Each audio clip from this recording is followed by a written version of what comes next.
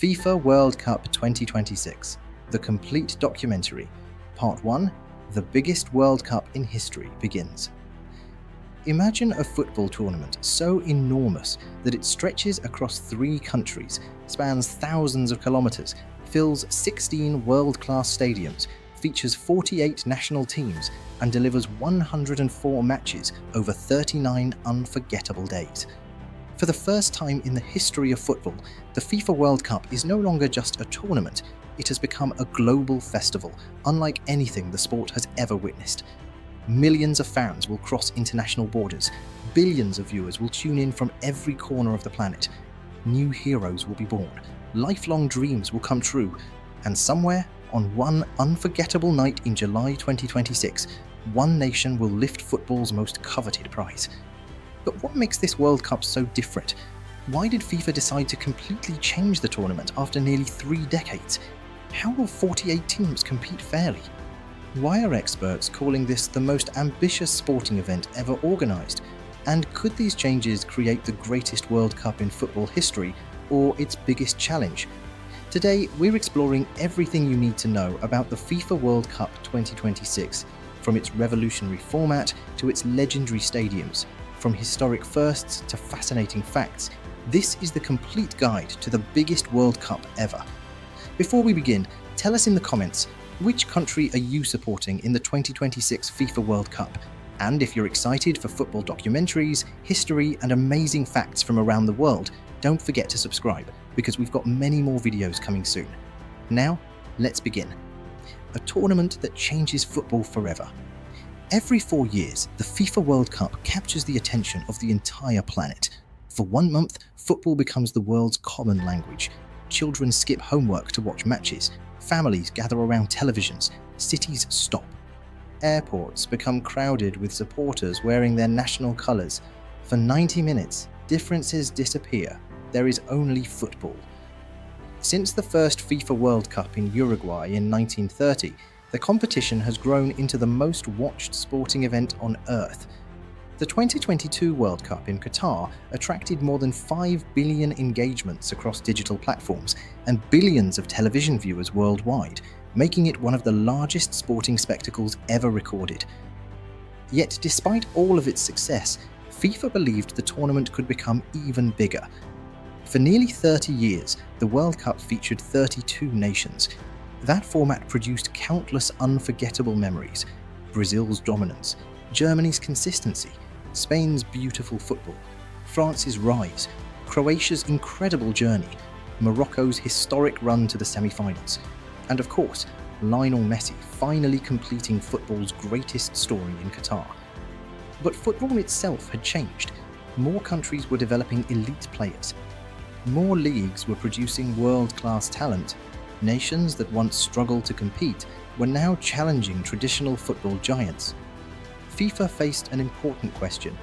Should only 32 countries continue participating, or was it time to give more nations their opportunity on football's biggest stage? After years of discussion, research, and planning, FIFA made one of the most significant decisions in its history.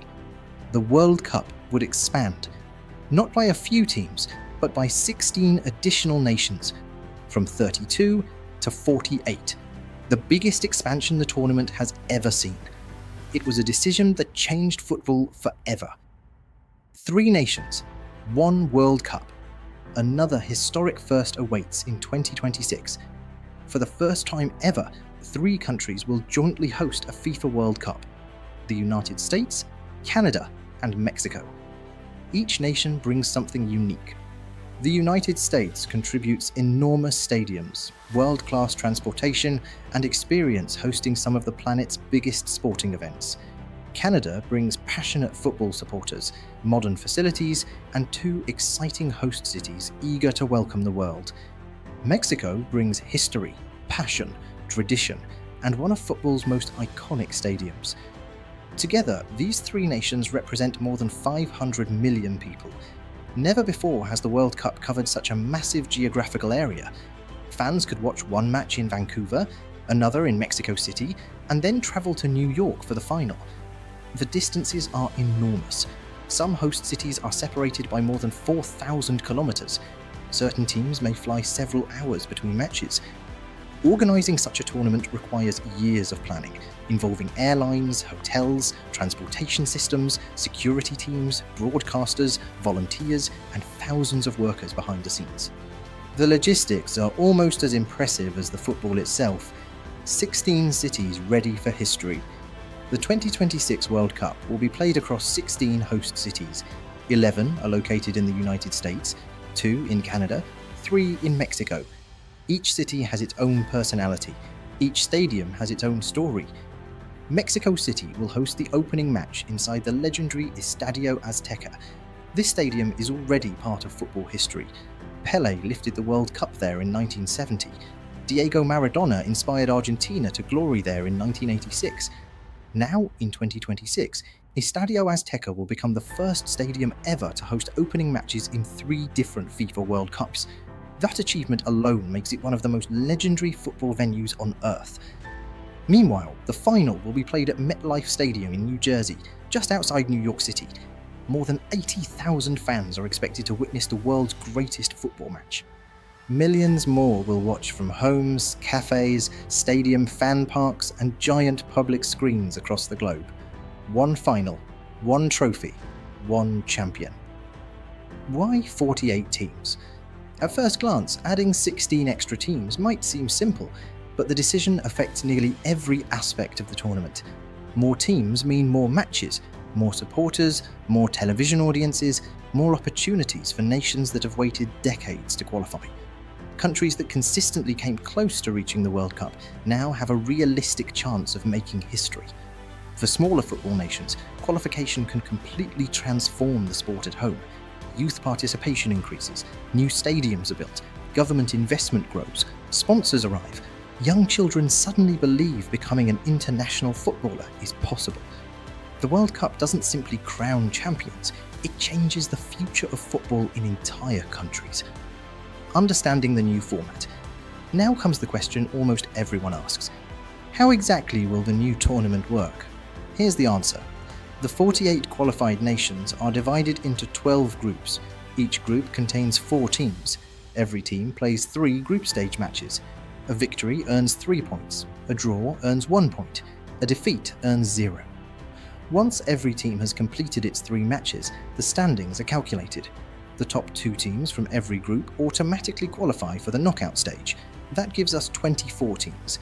But the story doesn't end there. The 8 best third-place teams across all 12 groups also advance. Together, these 32 teams enter an entirely new stage of the tournament, the round of 32.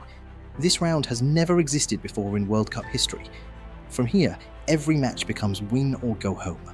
Lose once, your World Cup is over. Win, and your dream stays alive. What happens if teams finish level? Many fans wonder what happens when 2 or more teams finish with the same number of points.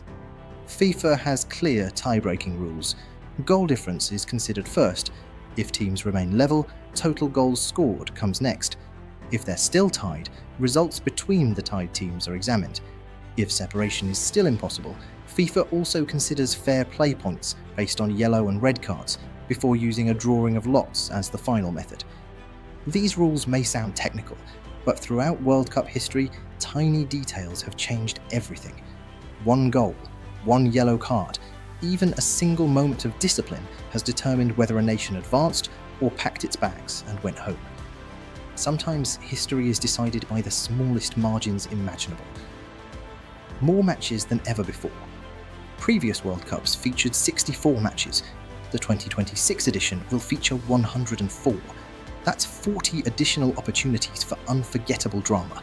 More penalty shootouts, more last-minute winners, more underdog stories, more emotional celebrations, and inevitably, more heartbreak. For football fans, it means nearly 6 weeks of continuous action. Every day will bring another story, another hero, another surprise. Because if football has taught us anything over the past century, it is this: the impossible happens more often than anyone expects. The world is watching. The FIFA World Cup isn't simply the biggest football competition, it is one of humanity's largest shared experiences. People from different cultures, religions, languages, and backgrounds all gather around one game. Children watching today may remember these matches for the rest of their lives. Some future professional footballers will be inspired by what they see in 2026. Others will remember where they were when their nation scored that unforgettable goal. That is the power of the World Cup. It creates memories that outlive generations, and this tournament promises to create more of them than ever before. Coming up in Part 2. Now that we've explored how the biggest World Cup in history will work, the next question becomes even more fascinating. How do 48 nations actually earn a place in this extraordinary tournament? Why is qualifying sometimes harder than winning matches at the World Cup itself? How does FIFA decide who plays whom? What technologies will referees use in 2026? How does VAR really work? What are the latest FIFA rules, substitutions, suspension regulations, and innovations that could change the outcome of crucial matches? In Part 2, we'll take you behind the scenes of the qualification process, FIFA's regulations, cutting-edge football technology, and the incredible journey every nation must complete before they can even dream of lifting the most famous trophy in sport. You won't want to miss it.